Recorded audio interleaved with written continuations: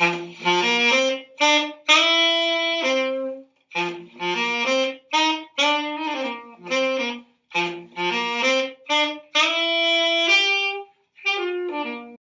think I enjoy doing English because it's a real relief from all the sciences that I do, because I'm mostly involved in the maths. I do maths, chemistry and physics besides.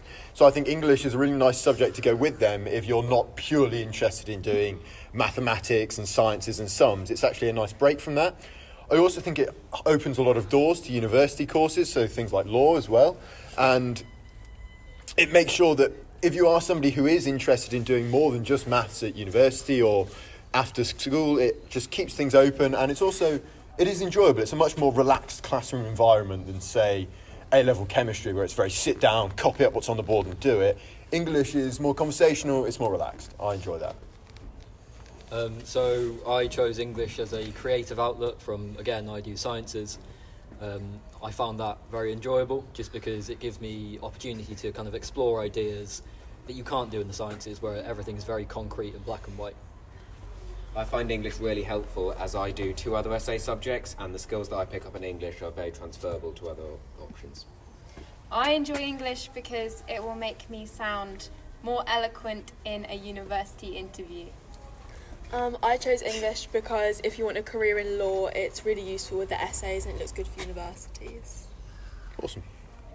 Right, sound.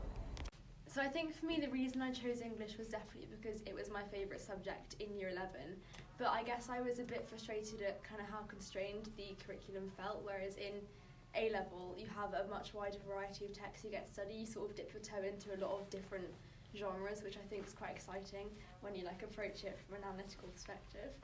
Yeah, and especially with the kind of freedom of work on the coursework side, you get to choose your own questions and choose what you do for yourself. So there's a lot more freedom of what you talk about, so you're not just shut into one question. I think the topics really, the topics that we study in English A-level really guide you towards where the discussion should go, but from that you can pretty much branch out into anything you want to discuss really, so there's a lot more freedom of interpretation than there is at Year 11. Yeah, and the broad range of texts from different time periods, really interesting. You get to see many different linguistic techniques. I just find that the broad spectrum of what you study is much more interesting than at GCSE. Allows for freedom. And at A-level as well, I feel in essay writing you really learn how to form an argument, and you get to use your own opinion and interpret the text in a way that's more personal to you. And there's a lot more depth as well, so looking at how not just what the text does in really close detail, but also how it fits into the wider context of the time and critical opinions of it, and you have to bring that all together into kind of the final essays, which is quite challenging but also quite enjoyable, just seeing the depth at which some texts can really go into. I think also there's a really big misconception I think with English A-level that you have to read all these different books and it's very time consuming and pressurising, but I think that's not true. I think if you just focus on a few texts but then read them well and analyse them, and you can kind of come at it from that perspective rather than it isn't quantity, it's quality, you know. And kind of a lot of the texts are a lot shorter than you think. It's not kind of massive novellas and kind of massive long Dickens novels. It's kind of shorter, especially for the more early modern stuff. It's quite short, but obviously there's a lot contained in it, so there's not much reading, but there's a lot more of the kind of analysis side to it. Should we sort of sum up in one sentence our favourite thing about the course so far? Okay. I think for me it's Chaucer, because from at the beginning it looks really challenging, but then once you get into it and you start to understand the language, you realise how interesting he is as a writer. I've really enjoyed looking at the coursework poet for my side of the course, which is Tony Harrison, just because of the incredible writing that he does and the kind of depth that he puts into his poems.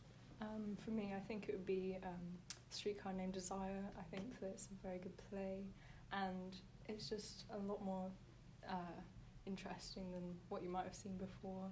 There's lots of different sides to it that you get to explore when you do it. I think probably for me, The Merchant's Tale and The Duchess of Malfi, because it really I think with the two texts, there's so much freedom to explore like everything really, and the interpretations are so vast that really you can go anywhere with it. No, I'm the same, definitely Merchant's Tale and Duchess of Malfi, because I really like the comparative element to it, because you can like compare how both authors have interpreted things in different way, and you can directly see how history has impacted these two texts and the events between them. Well, thank you very much for listening.